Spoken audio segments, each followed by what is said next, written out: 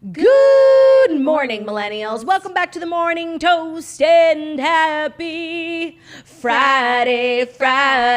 Gotta get down on Friday. That's right. It's motherfucking Friday. Thank God we made it to the end of the week. Congratulations. Pat yourself on the back. Friday is amazing. The only thing better than Friday is Friday, which we wanted to have today, but both of us just didn't bring the little men. And now it's just the two of us again. Sorry. We're empty nesters. We miss our boys.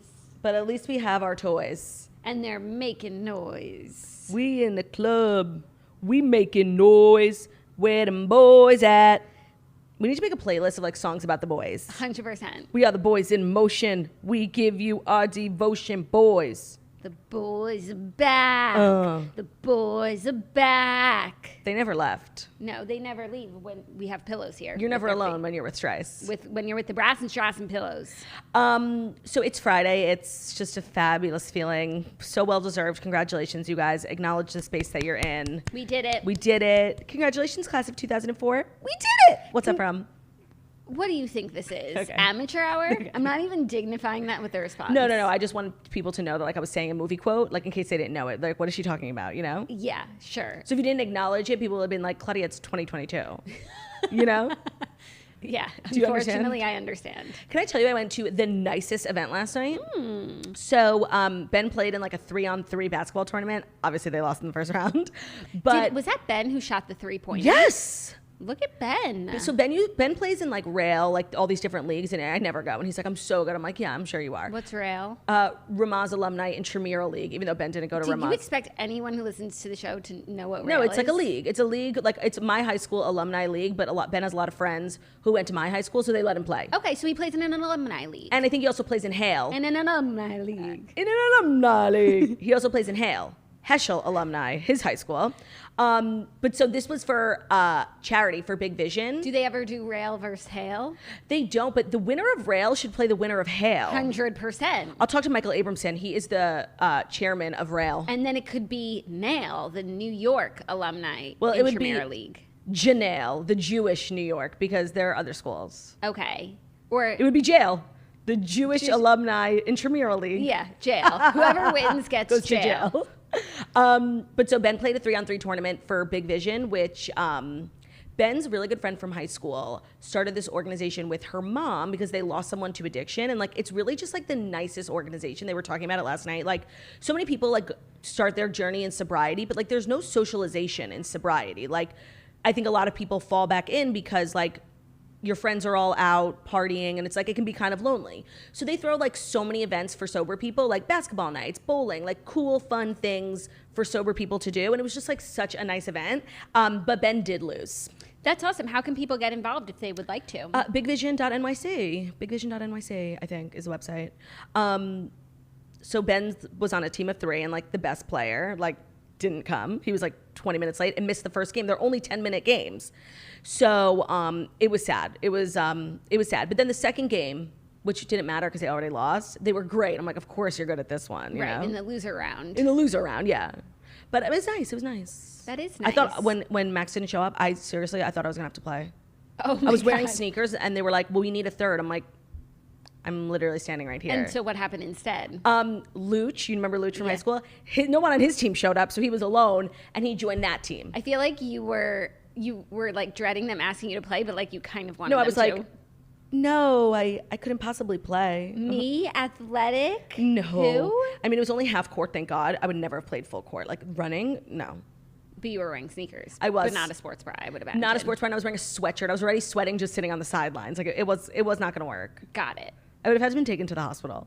That's really nice. It was so nice. And like nice, good fun. Right, family-friendly fun. Mm-hmm. Then I went home and watched Southern Charm, which I wasn't going to watch. Like, when a show has been off for a while, I'm like so like not in the mood. It's hard to get back into stuff unless there's been a lot of press about a certain thing, you know? So I like reluctantly put it on, and immediately I was just like back in Charleston. It was so good. I told you I was watching, regardless of what, like it was not mandatory viewing. I just love Southern Charm. It's one of my favorite shows. And it was so good to be back and have all these cast members back. We will recap at the end of the show. And I'm so glad to have it back on my screen. Me too, especially after interviewing Craig yesterday. Like, it was premium. And, like, having spoken to Austin, I'm feeling really good about everyone. I really like everyone. I like everyone except for, like, 1 or 2 people. We'll get there. Yeah. So, should we? I guess without further ado, where are you? It's time for the Fast 5 stories that you need to know before you wake up and take a bite out of your morning toast. And today's episode is brought to you by the new Starbucks Baya energy drink. Yum. With caffeine naturally found in coffee fruit, it's energy that's good. Yeah. It's a beverage that's crafted from caffeine naturally found in coffee fruit, as well as antioxidant vitamin C.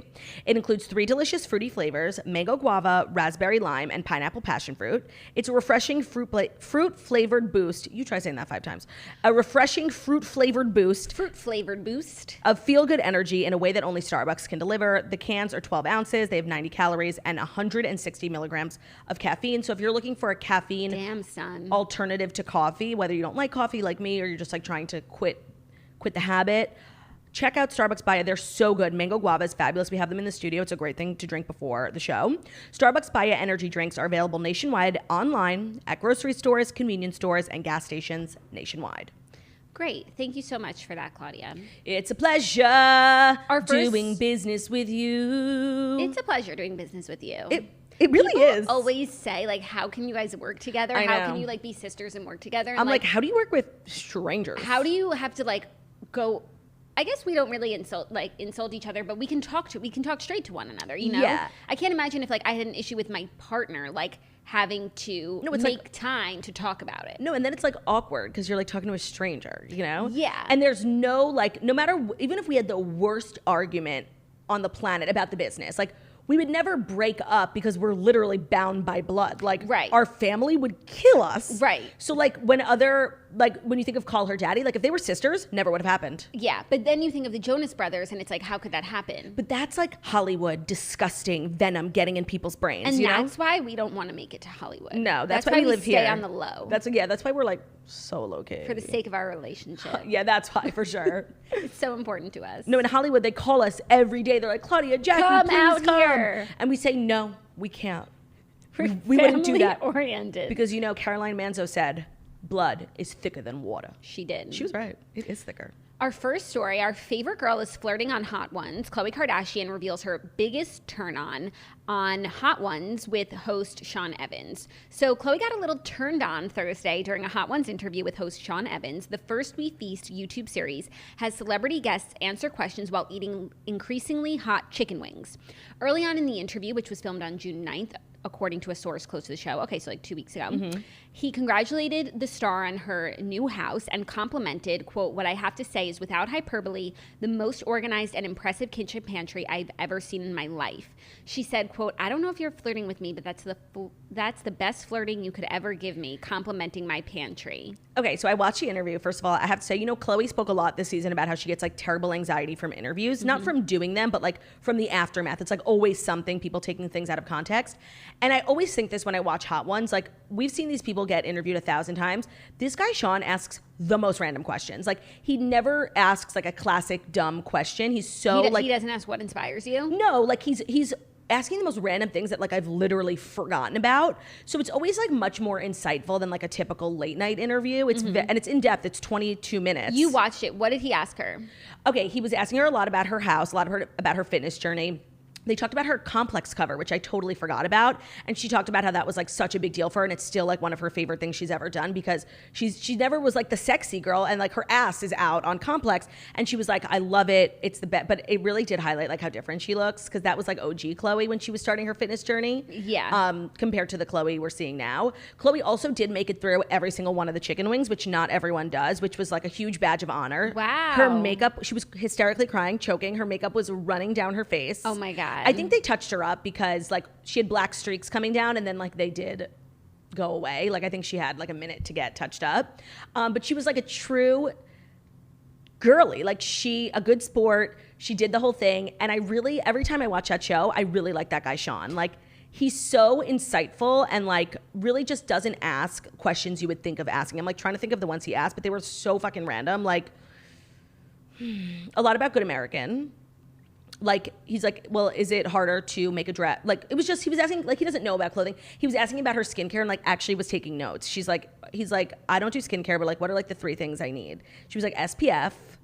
She's like, Vaseline is a really good affordable thing. She said she slicks Vaseline under her eyes every night to stop wrinkles.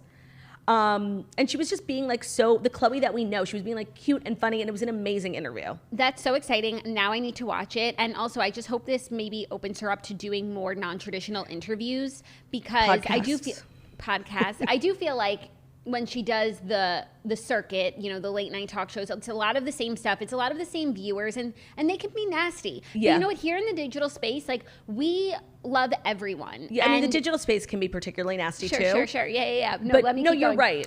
And here at the Morning Toast, like, we'll talk about your pantry all day. No, like, I couldn't even think of one negative thing to say about Khloe. No. Because everything that people like say negative about her, like she photoshops her photos, like I fully stand behind her doing that. Like, look what society did to this girl who was like literally 5 pounds overweight when she was a teenager. Look what they made her. Like, she's scarred, she's hurt. I take her side on everything. No, like, people get so bent out of shape about like Photoshop and filters, and it's like, sure, it's not great. Who but cares? There's worse things. Kim, there's people that are dying. Literally. Like, so if Khloe came on here, I wouldn't have one negative thing to say. Like, I could rack my brain for it, and I wouldn't. Nothing. Nary a thing. I think a lot of times when there's like Kardashian backlash, most of the time I think it's nonsense. Sometimes I'm like, all right, I could see how you can make that argument. For Khloe, I don't think I've ever had that experience. Like, I don't agree with one piece of negative feedback that she gets. Yeah. Ever. I'd have to rack my brain, but yeah, she's a queen. And I'm glad. It's a great interview. Wait, so the article's making it seem like they were flirting. Was there a vibe? There was like something. Like, it wasn't. Is this guy single? I don't know. Should we add him to the list? I don't know. There wasn't like a vibe, but like they were talking like a little like flirty. Yeah. And Khloe acknowledged it. She was like, look at me, like flirting. Oh my God. Yeah, like it was steamy, and it wasn't just the wings. I could see her with like a digital personality. That's just what she needs. That's just what she needs. And he's 36. Perfect. She's like, 38? Like around there? She might be around 36. Let me see.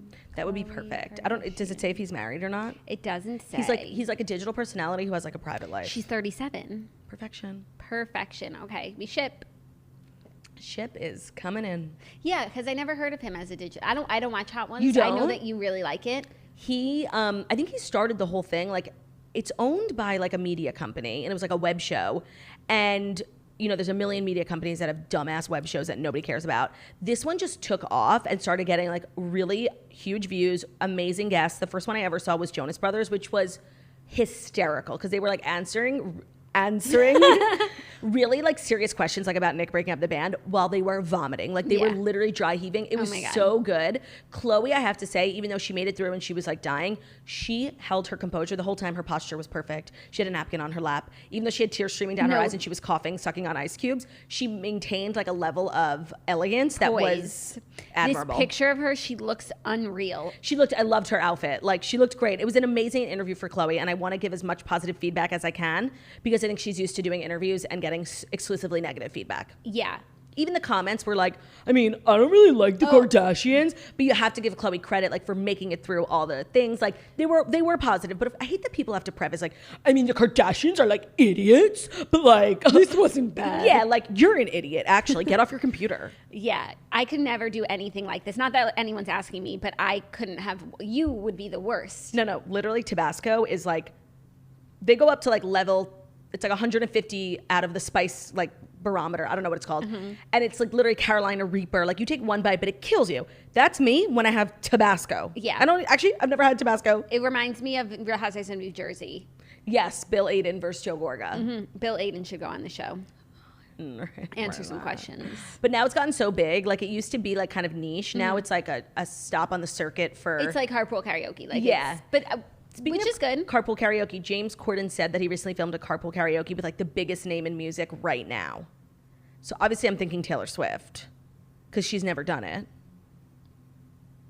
I don't think so. Who do you think? I wouldn't describe Taylor Swift as the biggest name in music right now. Billie Eilish? Lizzo? I have to think. I feel like it's someone like Jack Harlow. Oh, yeah. You know? Yeah. Speaking of Jack Harlow, as a follow-up from yesterday, Chris Brown released like his album, like Who's on It, and like there's literally so many people on it, and Jack Harlow's one of them, so. No good. Not cool. Our next story, inside Lenny Kravitz's Island trailer, that was also Taylor Swift and Joe Alwyn's love nest. Right, because like nobody really cares about his trailer, but I did see paparazzi pictures of Joe and Taylor in the ocean kissing, which is so not Taylor. Like she evades paparazzi like it's her business. So if they got to her, it was like a total fluke moment. And then the article was like, they're staying in a trailer by the beach. I'm like, Taylor Swift is staying in a trailer? Yeah. Now it makes sense. Lenny Kravitz's trailer. Over the years, Lenny Kravitz has been living the simple life in the Caribbean, and this past weekend, he gave Taylor Swift and her boyfriend, Joe Alwyn, a taste of it. The longtime couple were spotted in the Bahamas on the island of Eleuthera, canoodling in the ocean on Sunday, and Kravitz's silver Airstream trailer was seen situated in the back. I just can't see Taylor. I mean, I know she like tours, so she spends a lot of time in like RVs and like tour buses. I just can't see like our queen in a trailer, you know? Yeah, and with your boyfriend, it's like so small. And you really get to know someone. The picture I saw, it's like an RV, right? Yeah. It's like on wheels. It's really, and the inside looks like a tour bus. Yeah. But for a girl who's probably always on tour, I don't know why you would choose to do this. Yeah. But I'm sure it brought them closer together. Also, speaking of Taylor, did you see she posted the song Carolina today from Where the Crawdads Sing? Yes, this morning I was inundated with the new Luke Combs album, so I exclusively listened to that while I got ready for the show. Me too. And I need like a personal moment for a Taylor Swift song. I just watched the clip on Instagram with scenes from the movie. Are you going to see them? Did you read the book? I read the book. It's amazing. Oh, really? Truly amazing. I don't think you should read the book. That's what I've been told. People are like, you're not going to like it. You're not going to like it. You would like it if you finished it, but you wouldn't enjoy the experience of reading it. I feel that. So I think you'll like the movie, and I will definitely see the movie. Got it. Okay. I mean, now that Taylor Swift is involved, I'll obviously see it too. Like, that book is the biggest book since the Bible. It's one of those, like, it's literally Fahrenheit been 451 on the bestsellers list for like 200 weeks. That's so crazy. So crazy, but it is that good at least. You know what else is crazy? How like Taylor Swift has been like dominating the TV and movie industry. Like, I guess it's because now she's in charge of the masters that she owns, and she's like wanting to make as much money off possible. But like literally, The Summer I Turned Pretty on Amazon Prime, they must have used 15 Taylor Swift songs. Wow. Every episode had like one or two. Now everyone's associating Where the Crawdads Sing like with Taylor Swift. She's like becoming like a mogul. Yeah, she already becoming was. One. She's giving mogul energy this week. Yeah. It must be fun to be able to license your songs to movies and TV shows that you really like. And that you have full control over. Like before, I'm sure her label was like giving it out to, you know. Oh, yeah. But also it's like if you love this movie, like you can be a part of it if you want to, even though you're not an actress technically. Right. Also, people really associate like movies or shows with like a certain song or a soundtrack. Yes. And it's like you get to choose what you want to be a part of. Like, and I'm sure she reads a lot. I'm sure she read Crawdads and probably read The Summer I Turned Pretty and was like, I hear my songs for this book. Yeah. And then she can just make that happen. That's like so cool. That's also like Reese Witherspoon can like read a book and be like, this should be a movie. I'll make it. Done. And then she could be like, I see this as, you know, Laura Dern. Done. No, and then she could be Dern. like, oh, this is Laura Dern. And then she can also be like, oh, this character is so fabulous. She needs a stunning actress to play her. Me. You know? And I need a job. No, it's actually like so cool how she can literally like make herself the biggest movie star in the world whenever she wants. Yeah. No, and she can just like manifest her favorite books into existence and then put herself at the front and center in the way that she sees fit, because there's nothing worse than your favorite book being turned into a horrendous movie or TV show with a cast that you would never choose. I've never seen my favorite book being turned into, but I've seen like books that I've liked turn into TVs and movie shows. Obviously, The Summer I Turned Pretty exceeded all of my expectations. The Hating Game, that Lucy Hale, it was like a fine book and a fine movie. It wasn't like life-changing, but I think that's like it. When Luckiest Girl Alive comes out, like that is the pressure I will put. Like for me, that is, I was watching this TikTok went viral of people sharing their favorite books, like a guy on the street, and everyone was giving like, it was much older people, so it wasn't like Evelyn Hugo, but everyone was literally saying Fahrenheit 451, George Orwell, the Bible, like the classics. And I was like, where are the young people? Because why is nobody saying Luckiest Girl Alive? Yeah. So that's what you would say? I feel like you would say Evelyn Hugo. I like them both really equally. Okay, I have two favorite books. I don't know what my number one favorite book is. I have a lot. Maybe you haven't read it yet. How exciting is that? Yeah, I wish. I wish. I'm still reading this book I started 2 weeks ago, and I have to read the Redheads book in like 24 hours. Is that Run, Rose, Run? No, we are done with Run, Rose, Run. Actually, this month's book is called Girls with Bright Futures. It's about like I haven't started yet, but the description's like the college admissions process and like some competition. That's what I know. Who chose it? Rebecca. Sounds and good. she got it from the Redheads Facebook group. So she said if you don't like it, that's where you can take out I your took my anger. first recommendation from the Redheads Facebook group. What was it? Okay, I'm still reading it right now, but like I'm getting like desperate. Like I stalked Kenzie Elizabeth's book club, post till the bottom. I found one great book, and then I was out. So I only was reading ones that she gave 5 stars. So then I went to the Redheads, and I was just like reading comments, and I guess I didn't read enough because I just like chose this one book because I read the description, and it was like, if you love The Summer I Turned Pretty and you love Taylor Swift, you will love this book. It's literally Taylor Swift meets The Summer I Turned Pretty. It's called The Summer of Broken Rules, and it is so stupid. I feel like a fucking 14-year-old. Like it's actual, like it's not even young adult. It's young kids. Like I think they call it like middle school. Like it's something I probably would have read like in the 7th grade at camp. Yeah.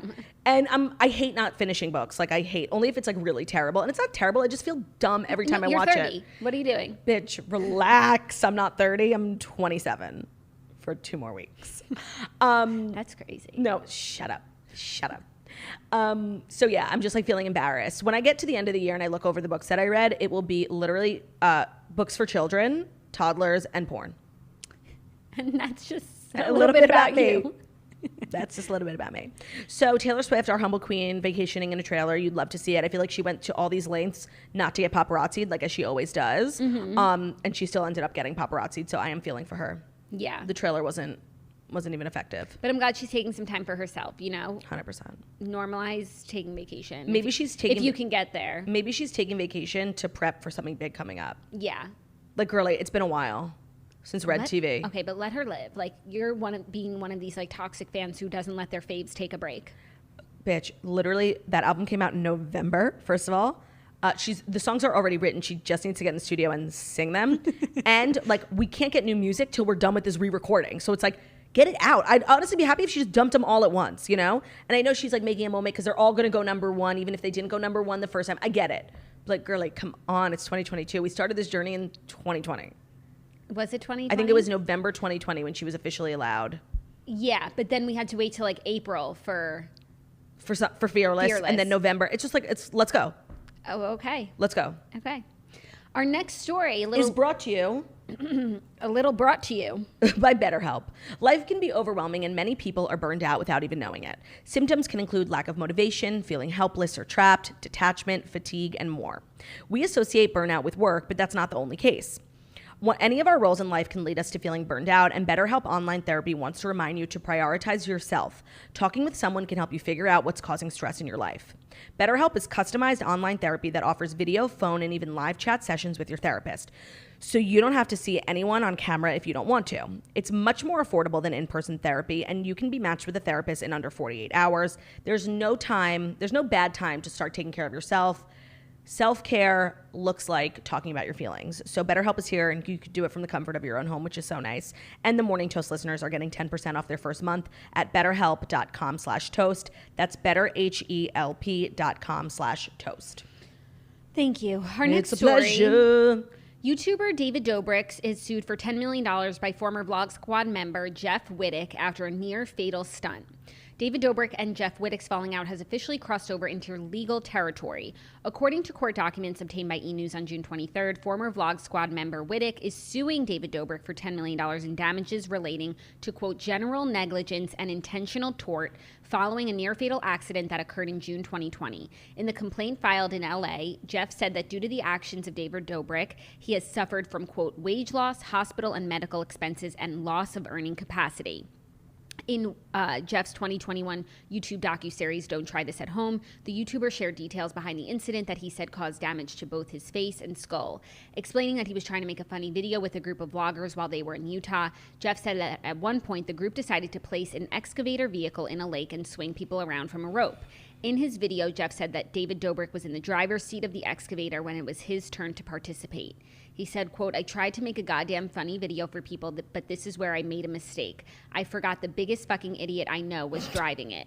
Almost a year later, David Dobrik addressed the incident on his Views video podcast. He said, quote, in March 2022, David said, The Jeff thing is the fucking worst. That day is like the worst thing that's ever happened to me. And I wish I would fucking do anything to take that day back and be like, I wish it was me up there. And it's an accident. And that's what it was. It's an accident. Later in the episode, he added that at the end of the day, I was the one fucking driving it. It was my video. He got hurt because I was driving. That's it. And I fucking know that. And like I said, any chance I would get, I would take that back. That'll be the biggest regret of my life, my entire life. I really hope there's not a moment that I regret as much as that one. I mean, I've been confused about this Jeff David thing because, like, at first when it happened, they were like cool, and then Jeff was like making videos, and I didn't know if it was like satire or not. He was like talking shit about David. Then they were like spotted together, so I never really knew like if they were seriously like upset about this, because obviously it's horrible and it was an accident. So like I didn't know if they were actually like feuding in real life over this. Now I guess with this lawsuit, they obviously are. There's a rumor going around on TikTok that Camille Vasquez is representing David Dobrik. Oh wow. Which, like, if I needed a lawyer right now, I'd call Camille up too, so I get it. I don't know if there's any truth to that, but that's what people on the internet think. Well, I wonder what his defense will be, because he's admitted, like, this was my fault, I fucked up. Right. You know, so... But does like, a lawsuit, like, can you be sued for an accident? Like, is that dumb? Yeah, of course. Like, People slip all the time, you know, and then they... Yeah, I guess that's true. So, like, I think Jeff Witteck probably has a pretty good case, especially given the fact that I think before this incident, the dynamics in the Vlog Squad, which were created by David, like, were extremely toxic, where like everyone who was in the Vlog Squad except for David was like these dancing monkeys, like doing crazy things, saying crazy things just to get included and like be a part of the squad. So I think if this goes to court and like Jeff Witteck's lawyers like paint a picture of what it was like to be a member of a Vlog Squad, I don't think it was very fun. Like, I think it was extremely toxic. Yeah, and you like create this culture of like chaos and recklessness. And rewarding the most reckless. Right, and then accidents happen. Obviously. And sorry, David Dobrik, why the fuck are you driving an excavator? You need like a special license for that. Right. And just the concept of going to the middle of a lake, putting an excavator in and swinging your friends around is so fucking stupid. Yeah. And this is where like YouTube, like prank culture is so dumb. It's like, was it worth it? No. Whenever like I see these, like, unless you're like a trained professional, like the Red Bull is always hiring these like trained, not pranksters, but like, what's the word? Like stuntmen, like to, you know, jump out of a helicopter, jump up from the Earth's surface, but like they're fully trained people who train. Right. These like amateur YouTubers who like literally take cars and go up mountains and like flip them. It's so stupid and dangerous. And like, let this be a lesson to everyone. Like, it's not worth the views. Find another niche. Like, knit. I don't know, something. Yeah. Does David Dobrik, do you think, has $10 million? You know, it's tough because for a while, like, I think he definitely did. He bought this big house and then he was Cancellation Central. So that app he was working on that had like huge investors from huge venture capitalists, like they cut him out of it. So he's not even a part of it. I think a lot of his revenue went down. I don't think as many people listen to his podcast, watch his vlogs. So he definitely has an income. He's not like, you know, going to be out on the streets, but I don't think he has the money that we all were used to. Like, he, in his old videos, he used to like give away $10,000 every video and get a sponsor to sponsor his video, which was probably like $100,000, and it was a couple a week. So I don't know where he's at financially now. He's definitely taken a hit. He probably has $10 million. So like, remember that puzzle too that everyone bought? Yeah, I bought 2 and I never played them. I could literally still have $100,000. They're the hardest fucking puzzle of all time. The pieces are tiny. Damn. Tiny, and they're all green. That was a good idea. It was a good idea. Completely unrelated. I think you would like my coffee today. Oh. Would you give it a shot? Sure, what's in it? It's cold brew with hazelnut creamer, and it's like very sweet because I just started using a creamer. Delightful. I'll send you all the ingredients. Stunning, truly stunning. Oh my gosh. So it's just cold brew, you guys. And I started using Coffee Mate creamer. I've used it. Hazelnut, sugar-free. And it's amazing. I actually like, sometimes it's too sweet. I'm sorry. And like 1 stevia. Will you ever use Coffee Mate and not feel like a 97-year-old Jewish woman? No. It is so niche. Like, no, and I know everyone uses it. I never used it before. But they have it at like synagogue. It's like so Jewish, even though like, I'm sure it's not everyone uses it, but my personal like memory attached is just like old Jewish women. They love it. No, it's so good. Now I get it. Yeah. So I'll make you one Monday. I would love that. I would love that. Coffee with Harry. Coffee with Harry. Okay. Are you ready for our next story? Sure. Some TV news that makes sense. The Umansky family will be starring in a new Netflix reality show about real estate. Kyle Richards won't be the only member of her family starring on reality TV for much longer. The Real Housewives of Beverly Hills star's husband, Mauricio Umansky, who owns real estate company The Agency, is set to star in Netflix's new real estate series called Buying Beverly Hills. The series, which comes out this fall, follows the agents and clients within the agency as they navigate the high-stakes world of luxury real estate in LA, according to a press release. Kyle's daughters, Farrah and Alexia, who are also both real estate agents, will star alongside Mauricio in the series' 8 40-minute episodes. I think this is so genius. First of all, it's the selling sunset of it all, like beautiful homes. And I find selling sunset homes, because they're all in like West Hollywood, to be like kind of boring. Like they're all the same. They all look like prisons, like marble, no color. But the homes that Mauricio sells are like estates in Beverly Hills. They're so different, like aesthetically. I think the houses are going to be so sick. I love a family reality show. I think like Kyle's family is really made for it. Like all the girls, they all work together. I think this is like genius. This seems like a no-brainer. And I think it's gonna like take Mauricio like business-wise to like an insane level. Like think of what Netflix did for the Oppenheim Group when nobody had ever heard of the Oppenheim Group. And like a lot of us have heard of the agency. They're already extremely successful with offices all over the country in Mexico. I think that Kyle's about to buy like a new house. Like I think this is gonna change her life. Like even more. And now it's like, of course, I think Kyle will be on Beverly Hills for a very long time, but now she has the Netflix connection. Not only that, if it doesn't work out, she can always be on, it's really like a family show. She can be on that show. It's like Lisa Vanderpump and Pump Rules. Like, yeah. She's still on TV. Yeah. She doesn't have to deal with the dynamics of the women. I wouldn't be surprised if like Kyle, puts up with less than she usually would have done, because she can always just go join Netflix. No, I didn't even think of it that way, and that must be like so nice, like a safety net. Like I can leave the show and still be on the TV, maybe even an even bigger show. Since Kyle has been a housewife, she's always trying new products, hustling. Like she did her own show, she's done movies, she does her clothing line, and like I think this is obviously the next iteration, but I think this is it. Yes, she, on all the franchises we get housewives like with their companies. Except we don't really get that on Beverly Hills. Like we've had a few, of course, like who could forget the Maluf Hoof, the vodka, Vanderpump Rosé. But they're kind of above that, like starting skincare businesses. But Kyla's like always doing that with her like fashion shows, and it's like, so hopefully we get less of that, honestly. Yeah, I think this is great. I think it's a no-brainer, 100% genius. And our fifth and final story on the fifth and final day of the week. It's always sad, and it's usually a weird story. Okay, what is it?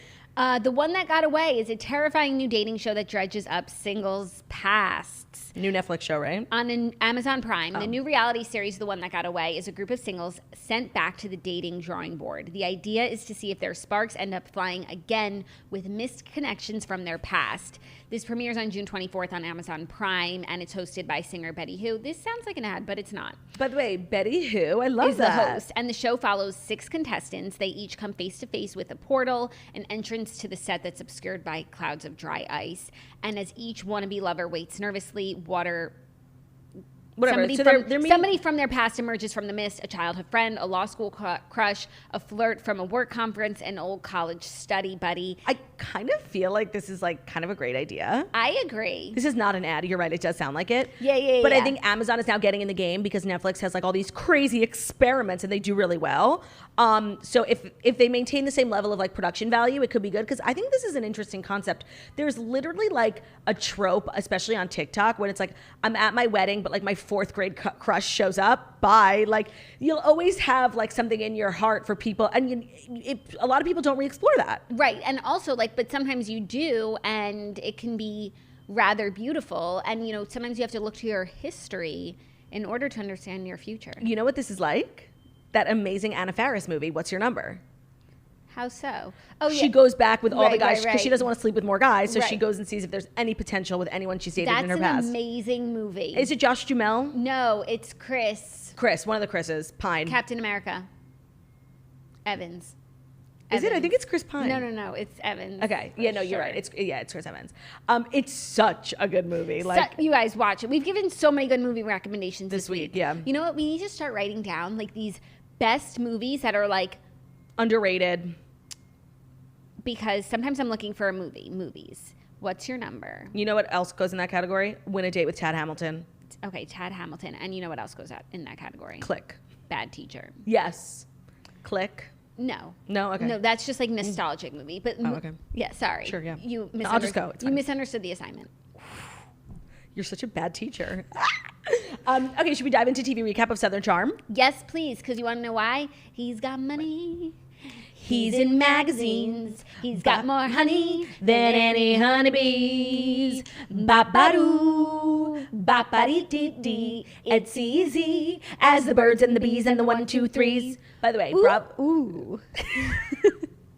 Bravo has such iconic, I know. like, you know that it's our time. Also, these are the best days of your life. Also, we run LA. The best one. Like, the Housewives don't really, they have like, you know, like. They have their score. Jingle, but the, like, random ass, like, indie songs that they choose for the non-Housewives show. Like, what Chef's else? Kiss. There's really not that many. Yeah. Ba-ba-doo.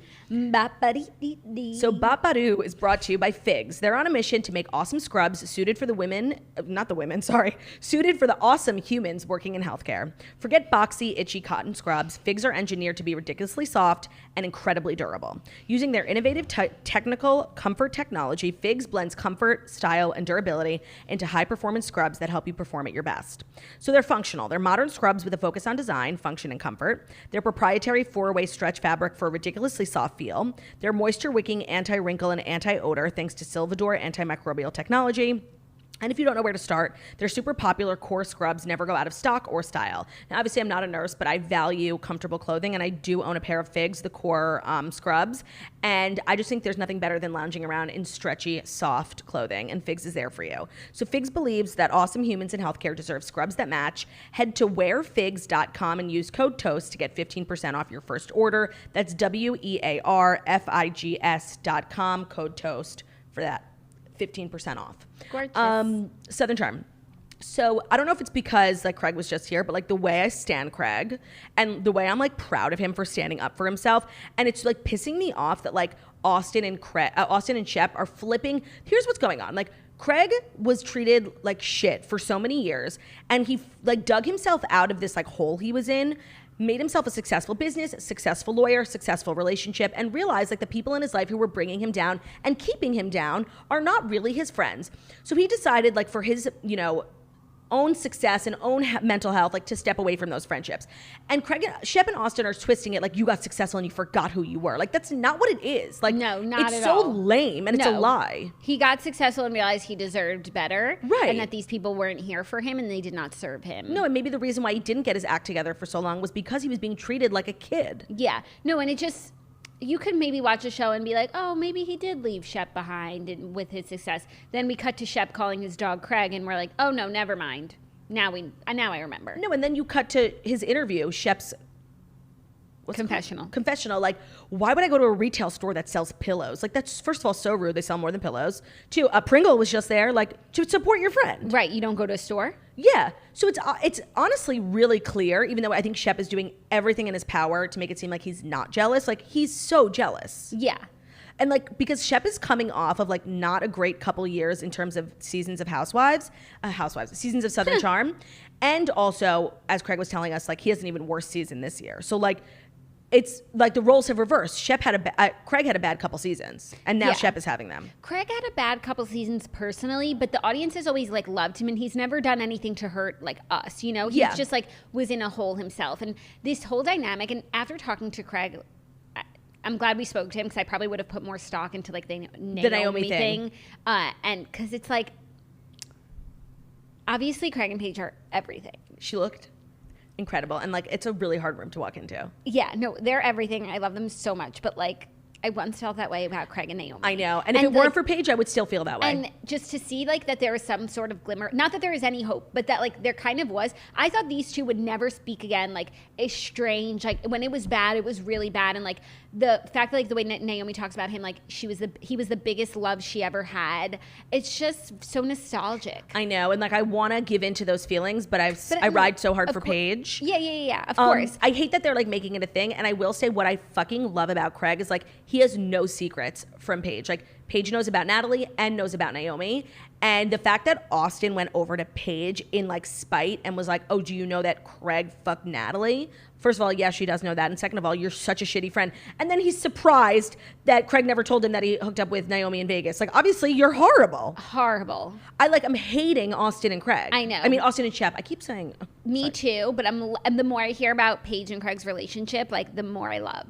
And then there's the whole Naomi and Catherine thing. So that's surprising because remember, it's so crazy how much the show has been through. And like, if you guys have been watching from the beginning, like it used to be so twisted. And you know who I was thinking about while I was watching last night? That piece of shit JD. Remember him? Oh my God, of course. Awful man.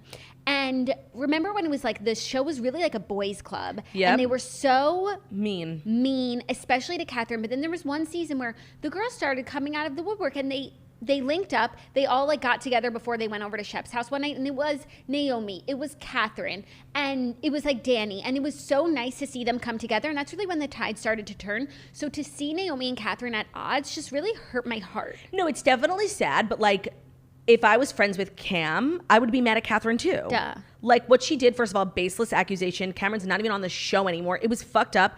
And I think Naomi's being a good friend by saying that. Right. Catherine is unwell. Like, first of all, what was going on with her lipstick? Her whole bottom half of her face was red. I know, because she was peeling from her retinol, she said. Oh, I thought it was her lipstick, like, getting all... I was like, it was giving Dorinda... I think her makeup was falling off because her face was flaking from retinol. Got it. And the way she was talking to her boyfriend was so disgusting. Like, I was shook. Like, I'm going back to my house. Bitch, you literally live there together. Like, right. I was just thinking, do you have another house? No. Like, she was just like, you're not welcome. Like, because also the way that she even described, she was like, we moved in together and we decorated our place together. And I was like waiting for a but, because that's just... It sounded like half a sentence. Yeah. Because remember last season she was living in a house and she was driving a Bentley and everyone was like, she's spending above her means. Like, what happened to the house? No, but the apartment's nice. And she was fixing up. It was her grandma's house that her grandma gave her. What happened to it? I don't know. Every season, Southern Charm, people are in new houses. Especially Catherine. Yeah. And Naomi's house? I think it's her parents' house. Oh, okay. Because I was like, that's a big house. It looked like also that girl, Olivia's house, who was living with her parents. Yes. That's obviously like a really wealthy part of Charleston. Need one of those houses on the water, like so sickening. Olivia's house was so nice, and Naomi's bedroom, like that little sitting area, I was shook. Yeah, That gorgeous. has to be her parents' house. Yeah, now that I think about it. Yeah. It was so nice. It was really, really nice. So what were we just saying? Oh, Catherine and Naomi. So Catherine is just insane, and she was so drunk, and like Naomi kept her composure because there's literally no sense in arguing with someone who's in a state of mind like that. It's fruitless. Yeah. No, and she gets so indignant, and like when she leaves, and it's just like, there's no talking to her. No, and she was like, Naomi, you think you're better than me. And she actually never said that, but by the way you're acting, like I would say Naomi is better than you in this moment. Yeah, it was a low moment. So you were like literally, you were creating it was a self-fulfilling prophecy. Thank you. I couldn't think of the phrase. And then Madison showed up looking so sickening. I literally forgot how stunning she was. And Austin was just giving off losery vibes. And I felt for Olivia. She's like, literally, why am I here? Yeah.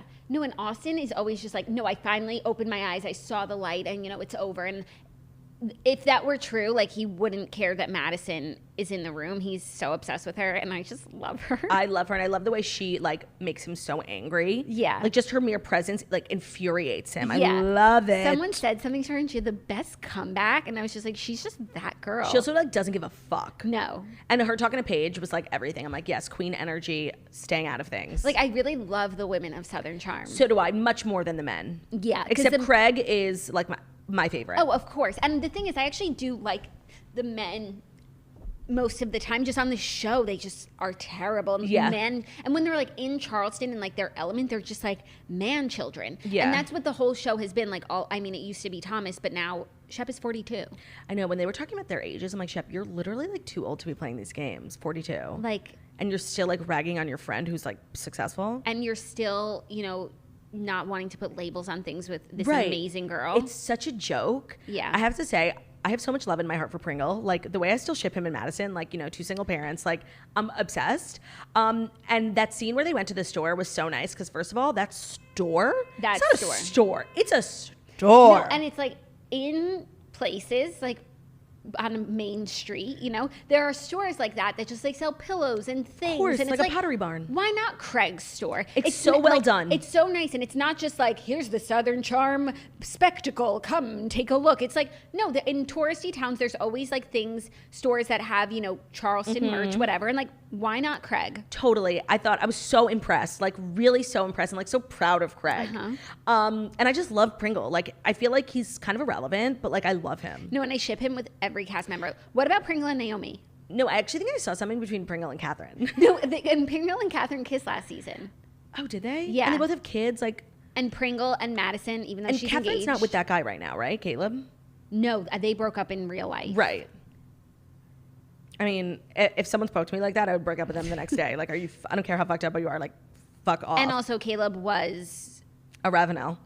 No, but he spoke when he was talking to Vanita. He was not like bad. Like he was very being a balanced. Good partner. Yes, he's a good. He was sticking up for Catherine. But he was also like extremely calm, and like that's what Catherine needs. Like he's a good complement to her chaotic energy. And I think he like grounds her in a sense, but she's a little out of control. Yeah. And the silk scarf didn't look good on the white jacket. I wish he wore a black jacket. It would have looked so much better. It was bothering me the whole time because it was like an ivory jacket and a stark white scarf. And like it was just bothering me a lot. The whole affair and like all the silly clown dressing to the circus. Circus. And like to just like be in a big room where everyone's just like filming. And at one point she's like, the music's really good. And we're like, what music? Like, yeah, no, we can't hear anything. It was a silly party. A lot. That happens a lot on reality shows. Yes, because they can't play music. They can't play music. They can only invite each other. They have to get be like well lit. Dressed up, and it's just like weird. This is a weird conference. Also, really sad about Michael. Really? I hope Patricia is like taking care of his medical bills. I assume she is, but that was really sad. That was really sad, and that was really gross with all the dogs. Like, ugh, that's always happening in Housewife. Like Ramona's dog. It's disgusting. Train your dogs. Like and we have to look at the shit. Like, it's disgusting. Right. Why do they show it They do it on every fucking reality show. It's disgusting. So gross. Okay, so now we know Patricia's house smells like dog shit. Right, and vodka. That was sick. Sick. So it was a good opener. I think there's a lot to come. Team Craig for life. We ride at dawn. Yeah. Team everyone. Yeah, but mostly Craig. Yeah. But also what I don't understand is why Leva, who's also really good friends with Cameron, like doesn't have the same issue with Catherine. That Leva is a shit starter. That's exactly what I was going to say. Thank you. As my final point. The way that like Naomi had to be like, don't make it weird when I talk to Catherine, and she was like, no, I won't. So like Naomi knows that about her. And with Craig too. And with Craig. Then when Catherine and Naomi started going at it, like Leva was the one who was like mediating and then bounced. Like I think she's a shit starter. Yeah, I'm excited. I like her. So I'm excited to see what she brings. What kind of shit she starts. Yeah. So that was Southern Charm Recap. That was your final show of the week. We are back in studio on Monday of next week. We have shows Monday, Tuesday, Wednesday, Thursday next week. And then it's July 4th. So we're off Friday and Monday for the long weekend. We hope you guys can get some time off too. Relax. And thank you for an amazing week. And thank you so much for listening to the Morning Toast, the Millennium Morning Show. And our new episode of Breaking Bread is on Spotify. Today. In the App Store on Spotify today. You can listen to it on demand whenever. So if you're craving a little more toast and you've already missed the live show. And you've already got through all the Patreon episodes because there's so many and they're so premium, head over and listen to Breaking Bread. It was so much fun. Thank you guys so much for listening to the Morning Toast, the Millennium Morning Show, where we deliver the fast 5 stories that you need to know every Monday through Friday on YouTube. So if you're listening to this on YouTube, make sure to subscribe and give this video a thumbs up. We're also available as a podcast anywhere podcasts can be found, so Spotify, iTunes, Stitcher, Public Radio, iHeartRadio, CastBox, all the places where you listen to podcasts. Find us more Just Leave a 5-star review about how beautiful, stunning, and smart we are. Have an amazing Friday and great weekend, and we'll see you guys on Monday. Bye.